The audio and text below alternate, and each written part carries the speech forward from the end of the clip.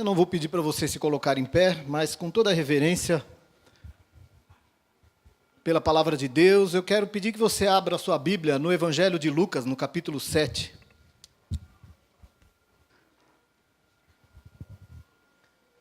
Do verso 11 até o 17. Aleluia.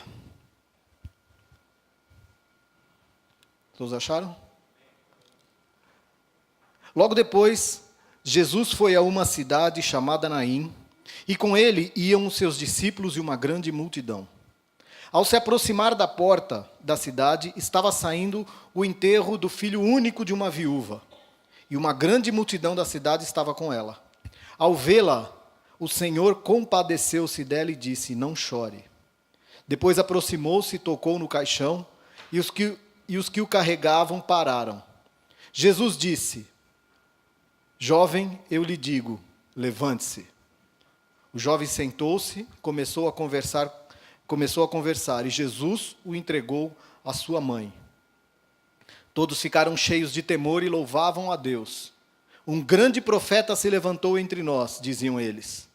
Deus interveio em favor do seu povo. E essas notícias sobre Jesus espalharam-se por toda a Judéia e regiões circunvizinhas. Amém? Vamos orar. Pai, em nome de Jesus, que o Teu Espírito Santo possa ministrar, Senhor Deus, nos nossos corações nessa noite. Somos completamente dependentes de Ti, Senhor. Dependemos da Tua graça, dependemos do Teu amor, dependemos da Tua força.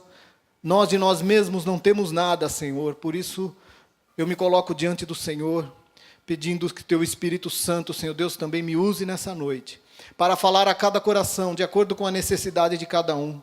Que possamos, ó Pai, sair daqui nessa noite cheios da Tua presença, na certeza de que é o Senhor quem nos conduz em vitória, na certeza de que é o Senhor quem fala a cada coração, de que o Senhor é que nos convence do pecado, do juízo e da justiça. Por isso, em nome de Jesus, ó Pai, fala comigo como o Senhor falou, Senhor, ó Deus, através dessa palavra, fala com a Tua igreja, Pai, é o que eu te peço em nome de Jesus. Amém? Amém. Eu quero falar nessa noite, essa é uma palavra que eu já me inspirou há uns anos atrás. Hoje de manhã foi interessante que tinha aquele casal aqui, né, pastor, que é lá de São Bernardo do Campo, que foi o primeiro casal que foi batizado na igreja de Alphaville, e eles falaram que eles frequentam uma igreja lá em São Bernardo que chama Comunidade Casarão. Né? E por incrível que pareça, eu conheço a Comunidade Casarão de Mauá. Desde 2004 que a gente trabalha lá com a missão Grupo de Amigos no GA, lá em Mauá, na Comunidade Casarão, e eles são membros da mesma igreja, só que em São Bernardo do Campo. E ainda comentei com eles, né, falei que eu era conhecido, amigo do pastor Almir, que é o pastor presidente lá da comunidade de Mauá, e o pastor José, que é um dos pastores também. E uma vez ele, lendo esse texto, e no meio da mensagem ele falou sobre o encontro de duas multidões. E isso veio ao meu coração, e eu comecei a meditar nessa palavra, outro dia mexendo nos meus escritos e naquilo que o Espírito Santo já havia falado comigo, eu falei, vou falar sobre isso, o encontro de duas multidões. Amém? Eu acho que é interessante a gente estar falando sobre isso, porque muitas vezes nós nos encontramos em alguma multidão, a gente está sempre se relacionando com pessoas, e não era diferente aqui. E nós temos aqui duas multidões completamente diferentes, vivendo contextos completamente diferentes. Qual era a característica de uma das multidões? Jesus saiu e foi para uma cidade chamada Naim. Com ele iam seus discípulos e uma grande multidão. Quando você imagina Jesus saindo com os seus discípulos, indo para algum lugar, independente de qual seja, qual é como que você imagina que esteja essa multidão? Uma multidão triste, uma multidão cabisbaixa, uma multidão de pessoas que estão chorando? Ou vocês imaginam uma multidão alegre? Como que seria você se relacionar com Jesus? Porque Jesus era uma pessoa que ele atraía muitas pessoas para estar ao lado dele. Eu acredito que essa multidão deveria ser uma multidão alegre. feliz. Só pelo fato de estar ao lado de Jesus. Eu acredito que o simples fato, simples entre aspas, né? Porque Jesus não era, apesar dele ser, o evangelho ser algo simples, mas Jesus não era uma pessoa tão simples assim. Jesus era tudo, e é tudo, e continua sendo para todo sempre. Eu acredito que essa multidão que estava seguindo ao Senhor era uma multidão muito feliz, muito alegre. Tinha motivos para estarem sorrindo, para estarem alegres. Por outro lado, uma outra multidão se encontra com a multidão feliz. Qual era a multidão? Como a gente viu aqui, ao aproximar-se da porta da cidade, estava saindo o enterro de um filho único de uma viúva. Como seria esse quadro? Como que você imagina? Filho único de uma viúva. Se você conseguir imaginar uma cena dessa, se nos nossos dias já é difícil para uma mãe enterrar o seu filho, ainda mais sendo filho único. Eu já compartilhei aqui, minha mãe era filha única e minha mãe morreu antes dos meus avós, e foi muito difícil para os meus avós enterrar a própria filha única. E essa mulher tinha um outro complicador, ela era uma viúva, enterrando o seu único filho. E para você entender esse contexto, o contexto que era naquela época, para uma mulher viúva, e ainda tendo que enterrar o seu único filho, imagina a situação dessa mulher. O desespero, o sentimento de solidão, o sentimento de vazio, o sentimento de impotência diante daquela situação. E de repente ela encontra uma outra multidão, num contexto completamente diferente.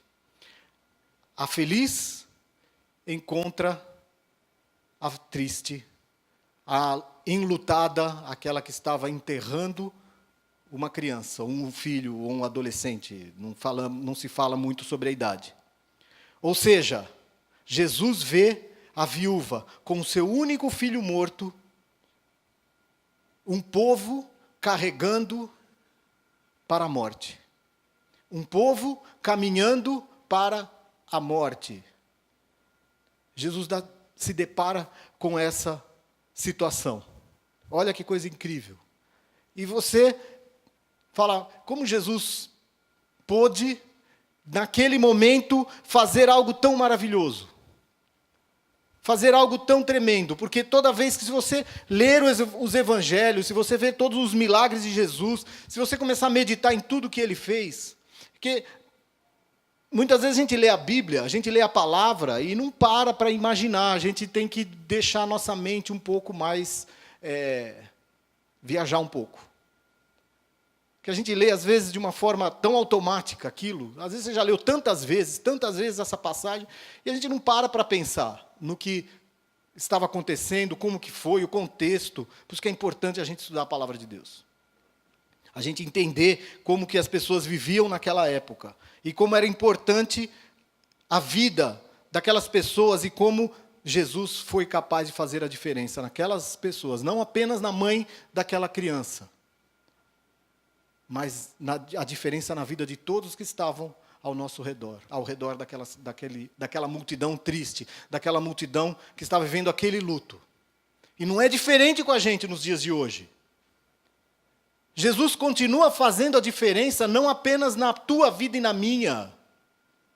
Jesus, quando ele nos arranca da morte, quando ele nos tira do caminho de morte, como estava ainda essa multidão, caminhando para um enterro, caminhando para a morte, caminhando para o fim. Jesus aparece e resgata aquela vida. E aquela multidão toda se converte. Esse é o propósito das nossas vidas. Jesus não morreu apenas para mostrar o seu poder, para mostrar a sua glória, mostrar a sua graça. Jesus morreu por algo muito mais importante, por algo muito maior, que é o quê? Alcançar uma grande multidão. Você é responsável para fazer isso. Jesus não te alcançou, Jesus não te arrancou da morte, simplesmente para que você tivesse uma vida comum, uma vida sem motivo, sem graça. Então aqui você vê que existe um encontro entre dois filhos. Olha que interessante. Jesus era o Filho de Deus. Para onde Jesus iria? Qual foi a missão do Senhor quando Ele veio a essa terra? Não foi morrer? Jesus iria para a morte, ou seja, o vivo indo para a morte. O outro morto está destinado a viver. A morte de Jesus nos deu um novo destino. A morte de Jesus colocou sobre as nossas vidas um destino novo, a vida. Como o pastor Bruno disse hoje de manhã, pregou hoje de manhã, nós estávamos mortos, o nosso espírito estava morto. Completamente morto, porque nós nos afastamos da presença de Deus. Nós optamos por fazer isso. Nós rejeitamos, não queremos, não precisamos do Senhor. E Deus, na sua imensa bondade, na sua educação, falou: vocês não querem, então não vou te violentar. Mas, por outro lado, Ele já havia preparado um plano para a nossa redenção. O vivo iria morrer. Aquele que é o autor e consumador da nossa fé, o autor da vida, morreria em nosso lugar. Olha que tremendo. E o outro que estava morto está destinado a viver. O nosso destino é a vida. O nosso destino não é a morte. Mesmo quando nós estávamos mortos em nossos pecados, em nossos delitos, nosso destino é a vida. Porque o nosso espírito nasceu de novo. Porque quando nós entregamos a nossa vida ao Senhor, é uma decisão, da mesma forma que Adão decidiu não se submeter à vontade do Senhor. Da mesma forma, nós podemos decidir a nos submetermos ao Espírito Santo de Deus. E quando nós fazemos isso, entregamos as nossas vidas ao Senhor Jesus, nós nascemos de novo, por uma nova vida. Nós ressuscitamos, o nosso espírito passa a viver de novo, e nós passamos a ter uma vida de comunhão com o Senhor. E como é bom poder viver isso, porque aí a gente entende o que é a verdadeira vida. Porque nós, antes de sermos vivos, a gente era um bando de zumbi andando por aí. E como falou-se hoje de manhã, quando Adão peca, quando Eva peca, eles morreram? Espiritualmente sim, mas o corpo deles não. Mas um dia eles morreriam. Em algum momento, eles morreriam. Uma multidão que ia para a cidade simbolizava a vida. E a outra iria para o cemitério, representava a morte. Em que multidão nós estamos vivendo? Eu me fiz essa pergunta. Em que multidão eu estou vivendo? A multidão que vai para a morte ou a multidão que vai para a vida? Faça, da mesma forma que eu fiz essa pergunta para você, faça para você mesmo essa pergunta. Qual das multidões eu estou inserido? Porque muitas vezes a gente nem percebe que a gente está numa multidão que está caminhando para a morte. Nós não percebemos, porque é muito sutil isso. Se cremos em Cristo, estamos indo para uma cidade que se chama eterna, que é uma cidade onde só há paz, alegria, felicidade. E quando nós entendemos que quando nós temos a vida eterna, nós temos a verdadeira vida. Eu não estou falando aqui dessa alegria, dessa paz, dessa certeza, não de algo do futuro. Eu estou falando para agora. A promessa de Deus é para uma vida de paz, de alegria, de esperança, para agora. Porque se eu entendo assim, que se eu nasci de novo no meu espírito, a minha verdadeira vida está no meu espírito. Não está nessa carne, porque essa carne não se converte. Essa carne vai morrer. Como eu disse lá no evento, lá no sábado retrasado, esse corpo aqui vai embora, esse corpinho aqui vai embora para debaixo da terra, vai apodrecer, não vai sobrar mais nada. Porque eu vou ser revestido do novo corpo incorruptível que o Senhor tem para a minha vida. E para a vida de cada um aqui. Então, essa alegria, essa paz, essa felicidade que o Senhor tem para as nossas vidas, ela está inserida dentro do nosso espírito. Então, tudo que a gente passa aqui nessa terra, as dores, as doenças, as lutas, as enfermidades, vão terminar. O que interessa é o que a gente sente dentro do nosso espírito. Você vai passando pela luta, mas a tua alegria continua. Você vai passando pela luta, a tua paz, ela não é tirada. Você vai passando pela adversidade, e você continua na certeza de que a vida está dentro de você. O Espírito Santo está dentro de você. Essa é a verdadeira alegria, essa é a verdadeira paz. Por isso, muitas vezes, a gente tem que lutar contra todas as adversidades que vêm contra as nossas vidas. A nossa luta, ela não é contra a carne, contra sangue. A nossa batalha é espiritual, é no reino do Espírito, é no âmbito do Espírito que nós temos que lutar. E muitas vezes nós estamos lutando de forma errada, estamos lutando com a multidão que caminha para a morte, porque esse corpo vai morrer. Que multidão eu estou vivendo? É momento de nós entendermos essa verdade, de que a verdadeira alegria, ela não está no nosso corpo físico. Passamos sim momentos de alegria. Mas temos momentos de tristeza, temos momentos de desânimo, temos momentos de incertezas.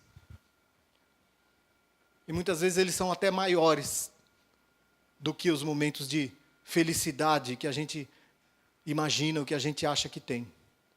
Quando nós entendemos que realmente essa verdadeira vida está dentro de nós, dentro do nosso espírito, a gente para de ter aquela ânsia de buscar coisas para satisfazer um vazio que existe dentro de cada um.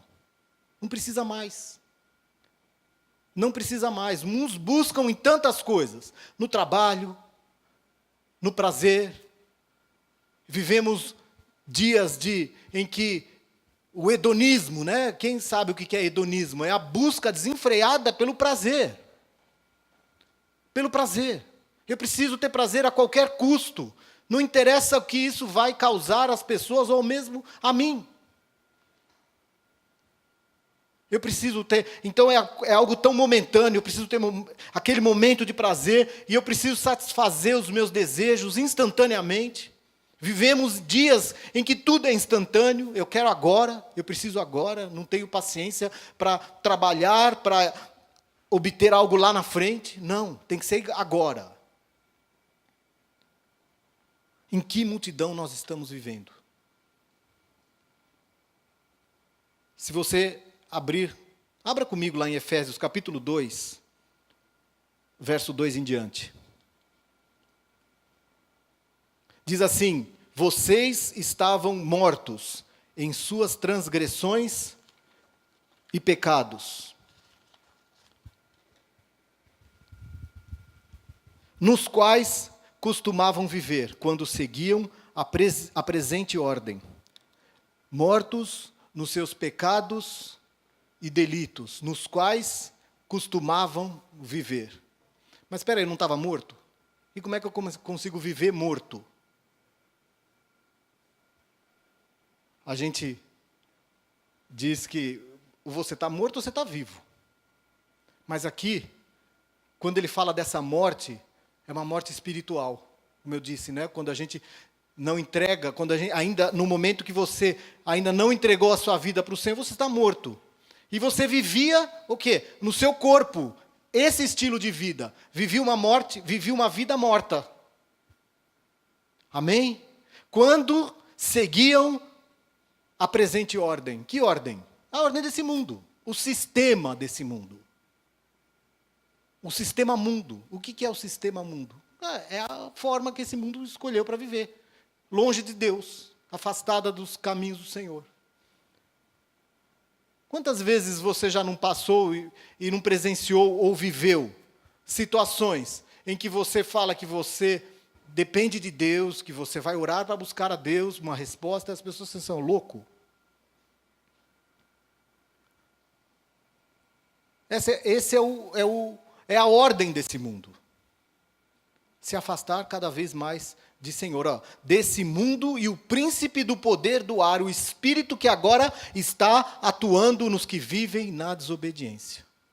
Quem está morto espiritualmente, quem não tem o Senhor, vive na desobediência. Mas eu vou na igreja, eu leio a Bíblia, eu faço tudo o que tem que fazer. Mas se você não nasceu de novo, você continua na desobediência. Não tem como. Anteriormente, todos nós também vivíamos entre eles, satisfazendo a vontade da nossa carne, seguindo os seus desejos e pensamentos. Como os outros, éramos, por natureza, merecedores da ira. Todavia, Deus, que é rico em misericórdia, pelo grande amor com que nos amou, deu-nos vida com Cristo. Só há vida em Cristo. Fora de Cristo não há vida. Quando ainda estávamos mortos em transgressões, pela graça, vocês são salvos. Deus nos ressuscitou com Cristo e com Ele nos fez assentar nas regiões celestiais em Cristo Jesus. Você tem noção que você está sentado com Cristo nas regiões celestiais? Você tem noção de que Ele te fez assentar nessas regiões celestiais? Porque muitas vezes a gente se esquece disso. Nos esquecemos dessa grande verdade que Paulo está escrevendo aqui aos Efésios. Ele te deu vida com Cristo quando você ainda estava morto. Quando você ainda caminhava para aquela multidão que caminhava para a morte, para a perdição, que não via solução para mais nada na sua vida. E quantas vezes você, de noite ou de dia, quando você acorda de manhã, imagina todas as lutas e os problemas pelos quais você tem passado e o que você tem que resolver, e fala, não tem solução, não sei o que fazer, não tem caminho, não tem solução, mas você se esquece que Deus te ressuscitou e te colocou e te fez assentar nas regiões celestiais.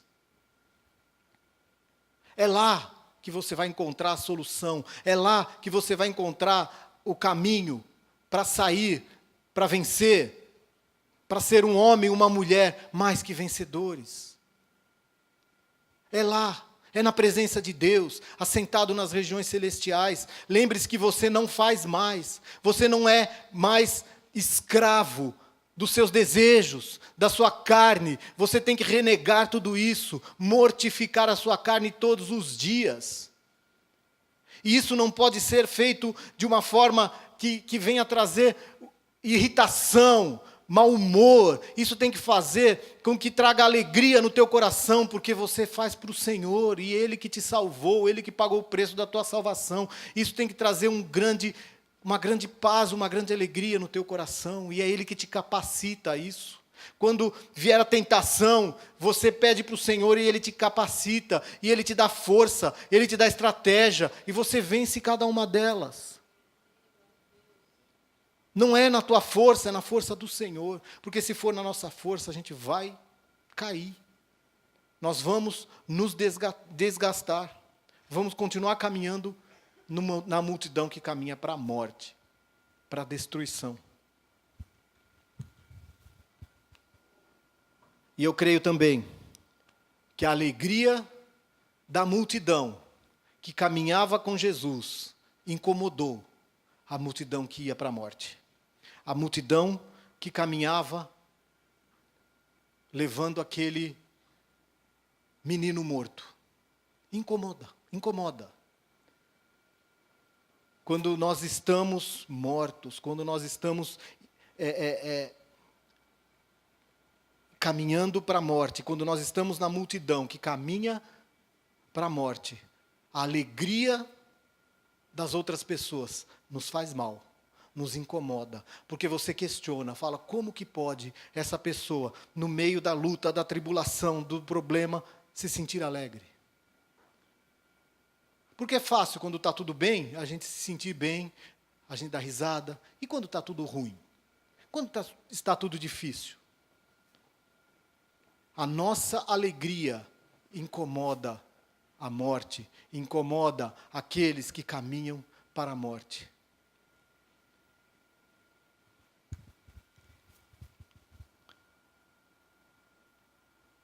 E Jesus viu a multidão, mas da mesma forma que ele viu uma multidão, ele olhou para uma única pessoa naquele momento. Quem foi essa pessoa? Para a viúva. Um monte de gente estava ali. Mas Jesus tinha um olhar para aquela mulher. Ao mesmo tempo que Jesus olha para todos, ele tem um olhar individual para cada um de nós. Ele nos ama individualmente, como nós somos. Ele conhece a tristeza do nosso coração. Ele conhece a dificuldade que há em cada um de nós. Ele conhece as nossas fraquezas e ele olha para cada um de nós individualmente e fala: sai da multidão da morte e vem para a multidão da vida. Eu quero caminhar com você. Eu quero pegar você pela mão. Eu quero te fazer um novo homem. Eu quero te fazer uma nova mulher. E aí o Espírito Santo te convence de que você é um pecador, de que você precisa de misericórdia e você precisa da graça de Deus todos os dias na tua vida. Porque não adianta achar que você veio para o Senhor Jesus e nunca mais vai pecar. A graça de Deus, o sangue de Jesus, ele foi feito para isso. O sacrifício de Jesus foi feito para isso. Jesus não morreu à toa, como eu disse. Porque nós temos um advogado e se eventualmente a gente pecar, o sangue de Jesus é poderoso, é suficiente para perdoar os nossos pecados. Eu não estou falando aqui que a gente vai viver no pecado de forma deliberativa, não, pecando todos os dias, não. Mas nós pecamos. Pecamos com a nossa mente. Pecamos muitas vezes, mas o sangue de Jesus está sobre nós. E o Senhor nos olha através desse sangue. Nos vê novos homens, novas mulheres. Jesus viu aquela viúva. Viu o seu sofrimento. Viu a sua carência, a sua necessidade. E o que Jesus fez?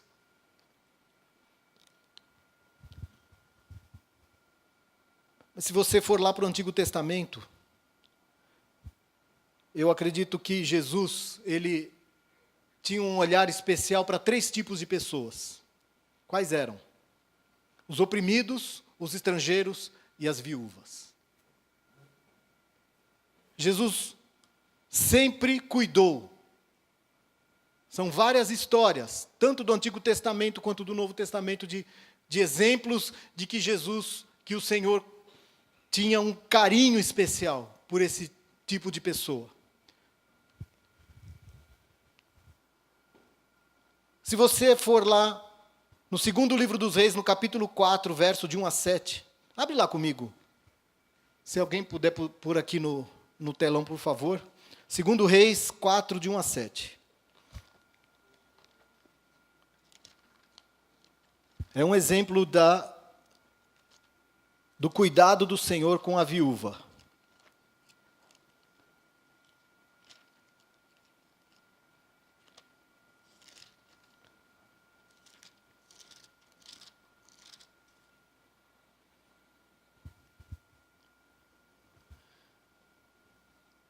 Quem conhece essa história? Certo dia, a mulher de um dos discípulos dos profetas foi falar a Eliseu: teu servo, meu marido, morreu. E tu sabes que ele temia ao Senhor. Mas agora veio um credor que está querendo levar os meus 2 filhos como escravos. Como eu disse, se ela não tinha condições de pagar a sua dívida, os filhos eram levados como escravo. E o Senhor já estava de olho naquela mulher. Falou: espera aí que eu já vou resolver esse problema. Eliseu perguntou-lhe: como posso ajudá-la? Diga-me, o que você tem em casa? E ela respondeu: a tua serva não tem nada além de uma vasilha de azeite. Então disse Eliseu: vá pedir vasilhas emprestadas a todos os vizinhos, mas peça muitas. Depois entre em casa com seus filhos, feche a porta, derrame daquele azeite em cada vasilha e vá separando a que você for enchendo. Depois disso, ela foi embora, fechou-se em casa com seus filhos e começou a encher as suas vasilhas que eles lhe traziam. Quando todas as vasilhas estavam cheias, ele disse a um dos filhos: traga-me mais uma. Mas ele respondeu: já acabaram. Então o azeite parou de correr. Ela foi e contou tudo ao homem de Deus, que lhe disse: vá, venda o azeite e pague as suas dívidas, e você e os seus filhos ainda poderão viver do que sobrar. Mais uma vez o cuidado do Senhor com a viúva. Amém? Deus falou: vai lá. E quando acabou, e Deus continuaria enchendo se tivesse mais vasilhas. Mas Ele faz aquilo de acordo com aquilo que a gente tem. O que você tem dado ao Senhor para Ele encher você? É um pouquinho assim? Dê tudo o que você tem. Entregue a sua vida. Entregue tudo. Mas desobstrua aquilo que impede a sua vasilha de ser cheia desse azeite. O azeite que cura as feridas, que te limpa. Permita ser cheio, cada vez mais, desse azeite que o Senhor tem para a tua vida. Outro exemplo, está lá no livro também, só que 1 Reis, capítulo 1, da viúva de Serepta. Volta um pouquinho, 1 Reis, capítulo 17. Capítulo 17, verso 7.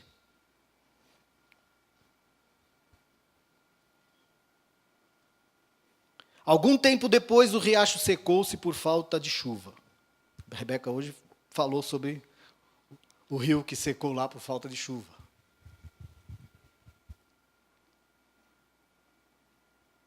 Então a palavra do Senhor veio a Elias: vá imediatamente para a cidade de Serepta de Sidom e fique por lá.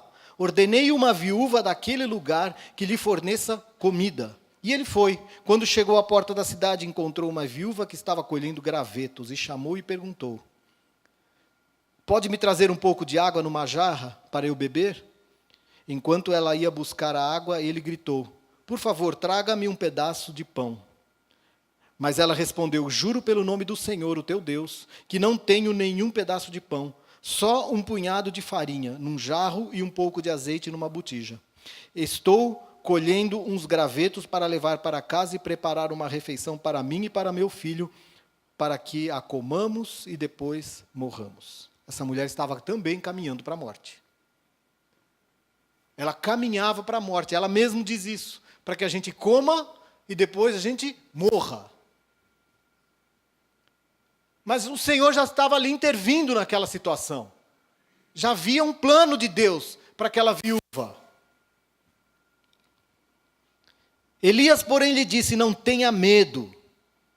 Vá para casa e faça o que lhe disse. Mas primeiro faça um pequeno bolo com o que você tem e traga para mim. E depois faça algo para você e para seu filho. Pois assim diz o Senhor, o Deus de Israel: a farinha na vasilha não se acabará e o azeite na botija não se secará até o dia que o Senhor fizer chover sobre a terra. Ela foi e fez conforme Elias lhe dissera. E aconteceu que a comida durou muito tempo para Elias, para a mulher e para a sua família, pois a farinha na vasilha não se acabou, o azeite na botija não se secou, conforme a palavra do Senhor proferida por Elias. Mais uma vez, a provisão de Deus. E Deus usou o Elias para uma viúva numa situação também terrível, para uma situação de morte,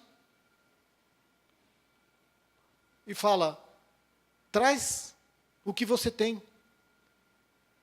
E nós temos medo, a gente retém. A gente tem medo de entregar para Deus e levar para Ele o que a gente tem.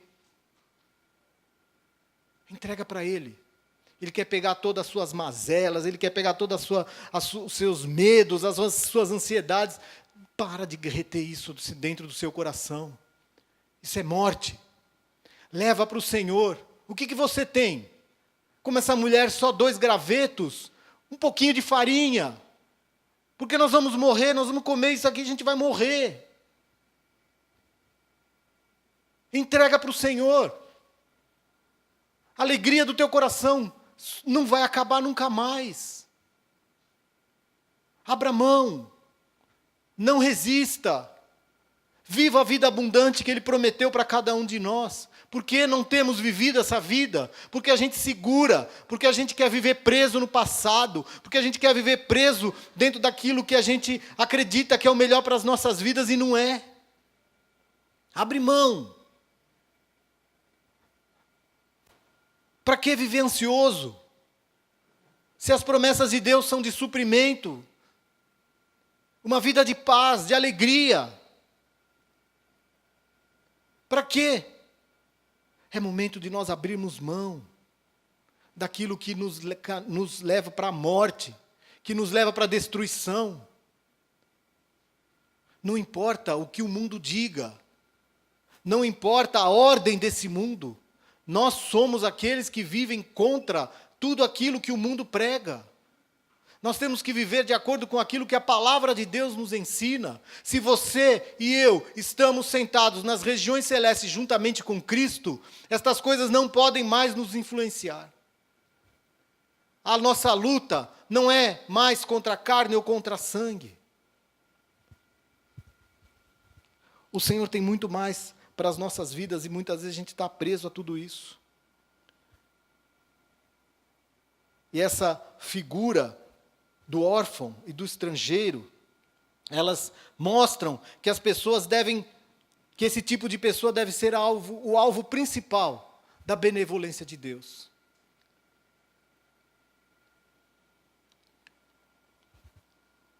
E essa viúva estava passando por uma situação muito difícil. E ainda mais nesse contexto, como a gente disse, né, de Israel naquela época. Nós também, em algum momento, podemos passar por algo semelhante. Quantas vezes nós não passamos por isso? Quantos de nós, em algum momento, passamos por momentos de tanta dificuldade, tanta luta,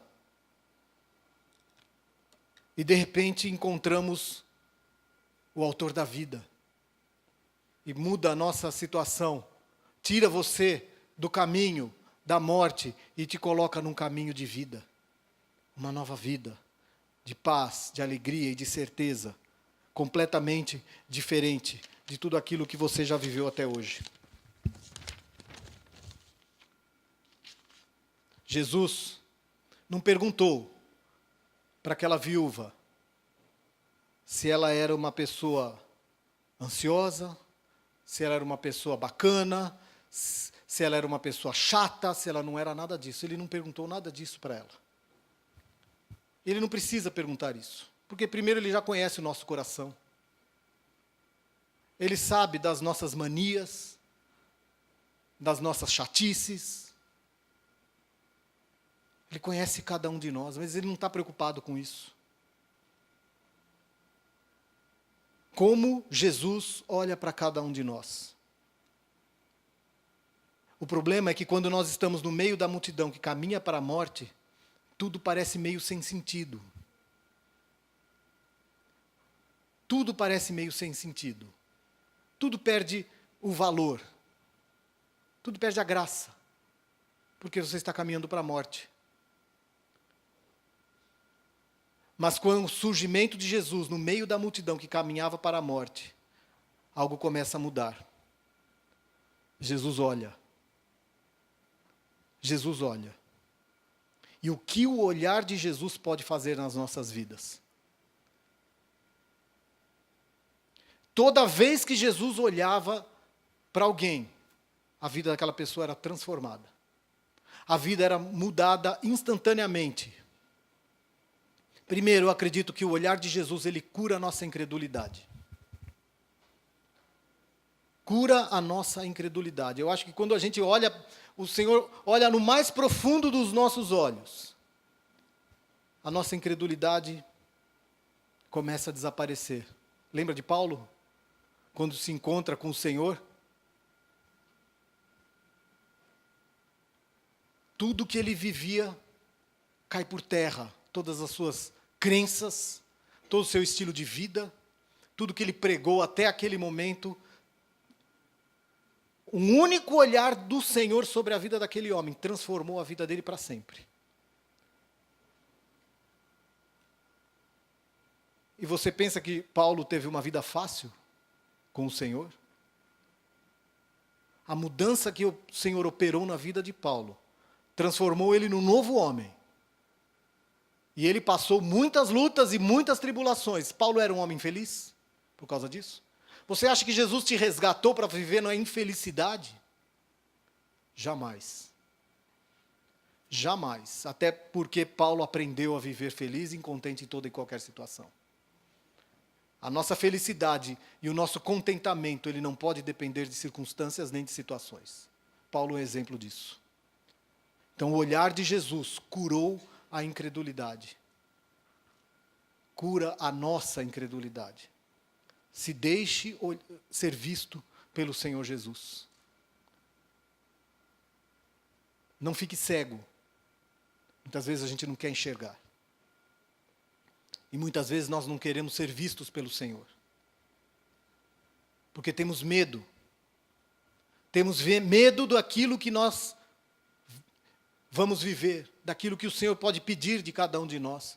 E muitas vezes a gente não quer entregar. A gente não quer abrir mão. Não quer abrir mão do nosso pecado. A gente não quer abrir mão da nossa vida, entre aspas, confortável.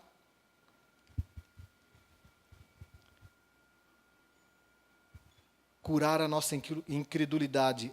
Alguém cria que aquele morto poderia ressuscitar? Você já, quem aqui acredita? Todo mundo aqui já foi em velório. Você acredita que aquele morto que está naquele caixão pode ressuscitar? Você tem que ser sincero, não. Eu nunca vi. Você vai no enterro, aquela pessoa vai ser enterrada. Você não vai lá naquele enterro acreditando que ele vai ressuscitar. Alguém naquele velório lá, naquele enterro daquela mulher, acreditava que aquele morto poderia ressuscitar? Quando Jesus chega ali perto daquela viúva, aquela viúva imaginava o que iria acontecer naquele momento? Pensa. Lá em Lucas 5, capítulo 5, do verso 1 ao 11, conta a história de Pedro. Abre rapidamente lá. Como Jesus encontrou Pedro? Lucas 5.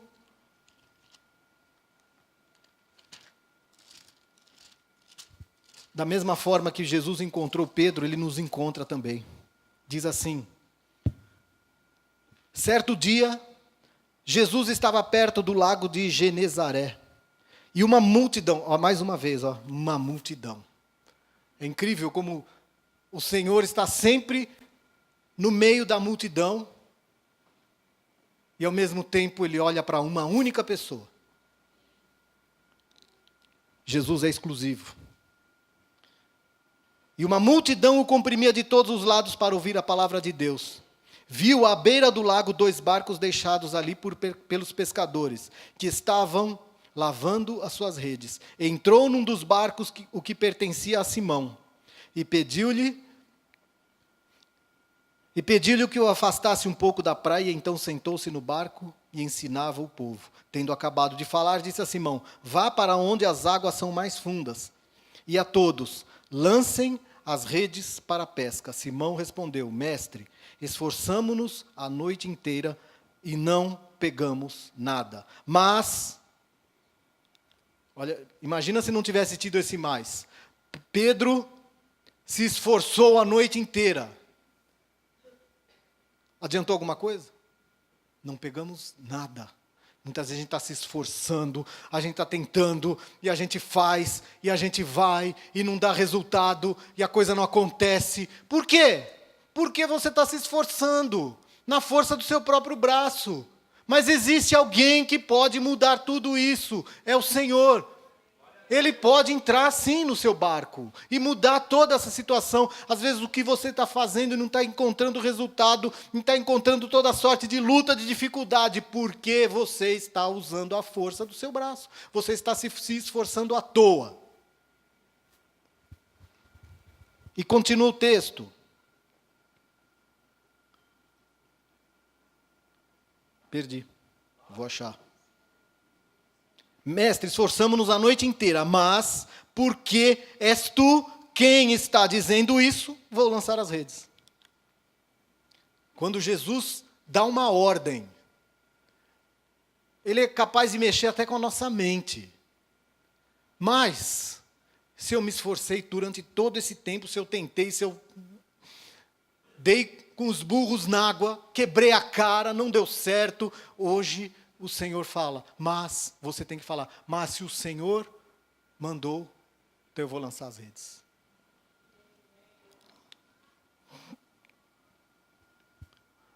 Quando fizeram, pegaram tal quantidade de peixes que a rede começou a rasgar-se. Então fizeram sinais e aí a história continua, do milagre do Senhor aqui. Como que o Senhor encontrou Pedro? Na mesma situação. De morte, de desesperança, tentou pescar a noite inteira, sem resultado nenhum, frustrado, decepcionado. Muitas vezes nós estamos da mesma forma, frustrados, decepcionados, cansados, irritados. Mas Jesus dá uma ordem, lança a rede, vai lá para o profundo. Jesus não quer que a gente permaneça na superfície, no raso. Jesus quer que você mergulhe nas profundezas do seu espírito. É lá que você vai encontrar a verdadeira vida, nas profundezas do espírito, porque ele falou isso para Pedro.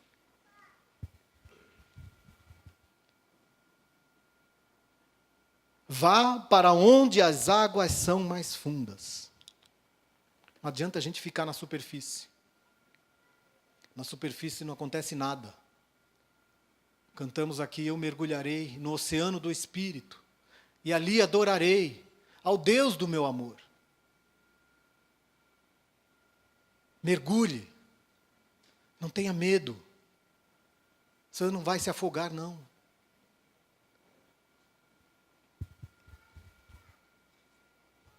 Como o Senhor tem nos encontrado. É incrível a diferença entre o olhar de Jesus e o olhar dos homens.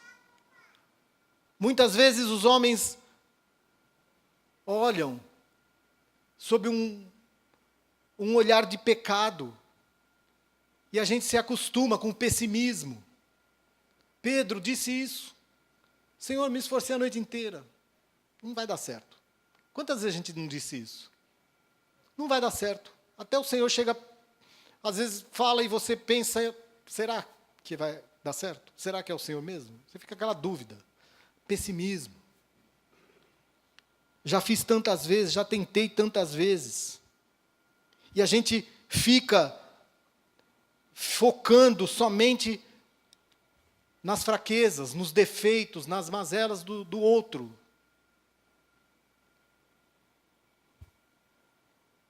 Jesus, que acredito que seja a expressão viva do amor de Deus.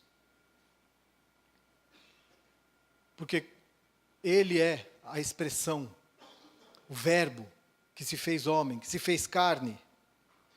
Ele não segue o nosso padrão. Ele não segue o padrão do sistema desse mundo. O padrão do Senhor é completamente diferente. E quando a gente examina o olhar de Jesus, a maneira como Ele olha, é completamente diferente. Como que Ele te viu a primeira vez? Ele criticou as tuas fraquezas? Ele criticou a forma como você vivia? Ele te criticou por alguma coisa? Acredito que não. Porque Jesus não veio aqui para te criticar, para nos criticar. Ele veio aqui para nos salvar, para nos resgatar. E é interessante, se você for ver o nome de Pedro, quando ele viu pela primeira vez, ele não olhou para as fraquezas de Pedro. Pedro tinha um monte de defeitos. Ele nem profetizou que o negaria. Jesus sabia. E nem por causa disso, o Senhor deixou de abençoá-lo, deixou de resgatá-lo. Mesmo sabendo de tudo isso. Mesmo sabendo de tudo isso. Eu achei interessante porque, em lugar de uma taquara, Cristo viu uma rocha. Porque o significado do nome Simão é taquara. Pedro significa rocha, pedra. O Senhor viu além. O Senhor não viu uma taquara rachada, o Senhor viu uma rocha. É assim que o Senhor nos vê. Nós estamos aqui, mas o Senhor está lá na frente. A gente enxerga o agora e o Senhor vê lá na frente. Ele vê um novo Cláudio. Ele vê um novo Bruno. Ele vê uma nova Jane. Ele vê um novo Milton. Uma nova Bia. Um novo Marcos. Uma nova Keila. Novo cada um de nós aqui. As suas mazelas, entrega nas mãos dele. Suas lutas, entrega nas mãos dele. Seus problemas, nas mãos dele. As coisas não vão se resolver em toque de mágica. Deus não é mágico. Mas Ele vai te ensinar como resolver. Ele vai te dar sabedoria. Ele vai te mostrar o caminho. Vai te dar clareza de pensamentos. E Ele vai tratar individualmente com cada um, porque nós somos pessoas diferentes umas das outras. E Ele sabe exatamente como tratar com cada um de nós. Ele sabe aonde tocar nas nossas vidas, para que a gente se transforme, para que a gente mude. O olhar de Jesus procura por aquilo que há de bom em nosso interior, ainda que seja uma pequena partícula em milhões de coisas ruins. O Senhor Ele é especialista em achar coisas boas em nós. Amém? O Senhor é especialista. E quando Ele viu Zaqueu, o que Ele disse para Zaqueu? Zaqueu, desce, que eu vou jantar na sua casa hoje. Cara de pau, né? Se convidando para jantar na casa daquele homem. Jesus olhou para Zaqueu e sabia que ele tinha algo de bom. E que ele podia usar aquilo que ele tinha de melhor para resgatar a vida daquele homem.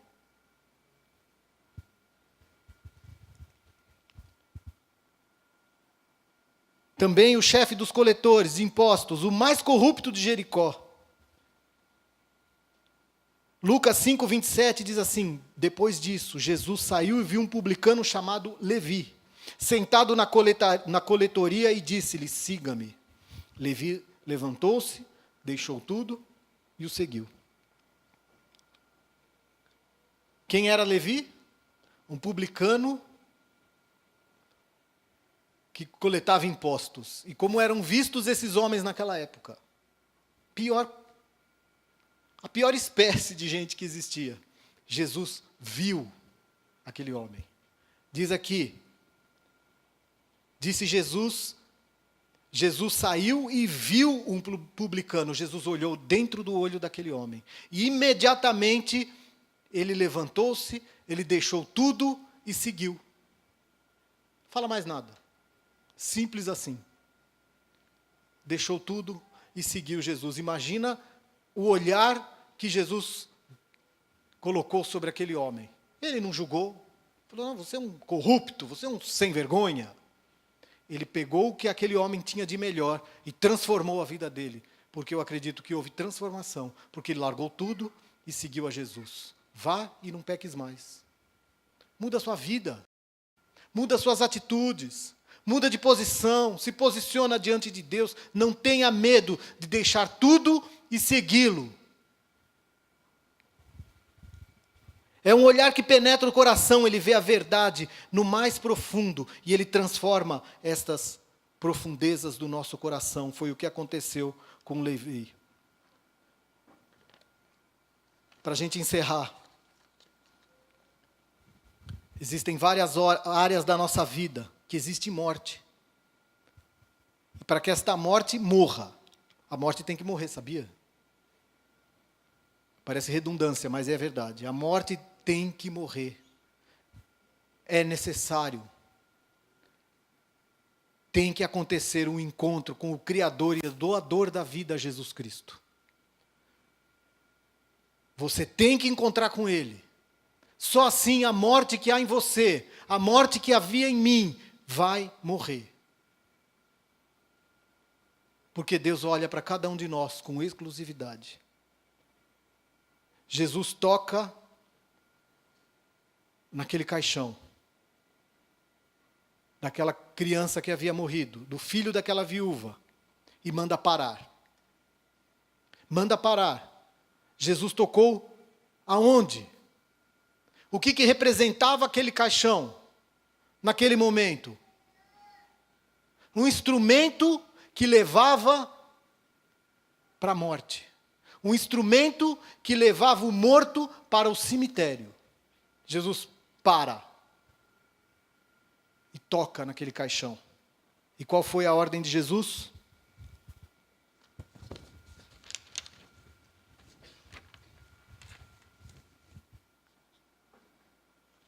Lucas. Espera aí, deixa eu voltar lá para o início.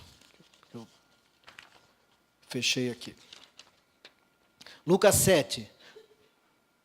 Qual foi a ordem? Jesus aproximou-se, tocou no caixão e os que o carregavam pararam. E disse Jesus: jovem, eu lhe digo, levante-se.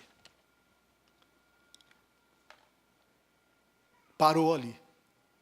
Eu acredito que ficou um momento meio de suspense, quando Jesus disse, levante-se. Jesus tocou num caixão, e naquela época, pela lei, quem tocasse num caixão era considerado imundo. Jesus estava preocupado naquele momento com a lei, ou ele estava preocupado com a viúva? O que é mais importante, o homem, o ser humano, a pessoa, do que uma mera formalidade? Jesus não estava preocupado com formalidades, ele não esperou nada, ele foi e tocou naquele caixão. O autor da vida, Jesus dá uma ordem. E aquele menino, aquela criança, ou aquele adolescente, aquele filho, o jovem sentou-se e começou a conversar, e Jesus o entregou à sua mãe. Imagina. Você está lá, indo enterrar, Jesus acorda, levanta, dá uma ordem, acorda, levanta e o defunto levanta. Sai todo mundo correndo. Sai todo mundo correndo. Se fosse hoje. Eu preciso aprender com Jesus. Porque eu sempre falo, né? Eu tenho uma dificuldade muito grande com relação a pessoas mortas, né? Eu nunca encostei a mão numa pessoa que morreu. Nem no meu pai, nem na minha mãe. Eu ficava ali meio, né, distante. E às vezes eu ficava até... Hoje eu sou menos, mas eu era meio... Eu tinha uma neurose, sei lá se é o nome que dá isso, mas uma fobia. Eu via a pessoa assim, acariciando a pessoa que havia morrido, e a pessoa depois vinha me cumprimentar, e eu tentava me esquivar daquilo, porque eu tinha pavor disso daí. Não sei de onde surgiu isso, mas hoje eu sou menos, tá? Então, se a gente for no velório, não se preocupa. Mas eu não sei como seria se eu tivesse que fazer um negócio desse, né? Encostar ali, é um negócio que me dá uma certa... não sei. É pior que barata. Né? Mas amém. Deus conhece as nossas limitações, amém? E eu acredito que houve naquele momento um milagre, porque houve obediência. O pessoal parou. Para Deus operar um milagre, nós precisamos parar. Precisa parar. Senão Deus não opera um milagre. Aquele caixão, com aquela multidão caminhando, Deus falou, para. E encostou no caixão. Se eles não tivessem parado, eles iam continuar caminhando para a morte, não iam obedecer à ordem do Senhor, e o milagre não aconteceria, a vida não existiria naquele momento. Quando Jesus dá uma ordem, o morto se levanta e senta no caixão. E ele teve o privilégio de ressuscitar. Se levantar e Jesus estava ao lado dele. Imagina que privilégio. Quando ele acorda e dá de cara com o Senhor. E visualiza o autor da vida dele. Olhando para ele. Transformando a vida daquele rapaz. Muitas vezes, você e eu temos que tomar cuidado com isso, porque nós recebemos a vida, mas a gente não se senta, a gente continua deitado como morto. Como morto, sem tomar posição. A vida cristã é uma vida que a gente tem que tomar posição. Tem que ir para frente, tem que avançar, não pode parar. Para só no momento que o Senhor fala, para. Mas aquele jovem imediatamente se sentou. Ele não estava mais na posição de morto, deitado. Ele se senta e começa a conversar. E o Senhor entrega ele para a mãe dele. É maravilhoso isso. O jovem fala. É o que temos que fazer. Temos que falar do amor de Deus. Temos que testemunhar do amor de Deus. E eu acredito que falar é o que menos às vezes a gente tem que fazer. O nosso testemunho tem que ser com a nossa vida diária. E eu já falei isso aqui e repito. Nossa vida tem que ser uma pregação constante, todos os dias. E de vez em quando a gente fala. Amém? Deu para entender? De vez em quando a gente fala. Porque se você falar daquilo que você não vive, não adianta nada. Amém? Então, que nós possamos entender qual é a multidão na qual nós estamos inseridos. Qual é a multidão que você está inserido? Na multidão que caminha para a morte ou no caminho para a vida? Em nome de Jesus, que cada um de nós aqui possa caminhar na multidão que está o Senhor Jesus, que caminha para a vida, que caminha para a alegria, que caminha para a eternidade. Amém? Que caminha para tudo isso. Do cemitério, todos foram juntos. Para a cidade festejar, olha que maravilha. O que era luto, virou festa. Onde Jesus está, onde Jesus entra, o luto se transforma em festa. Toda a multidão se converteu, porque se falou ali sobre isso. Estas notícias se espalharam por toda a Judéia. No versículo 16, todos ficaram cheios de temor e louvavam a Deus. E um grande profeta se levantou entre nós, diziam eles. Deus interveio a favor do seu povo.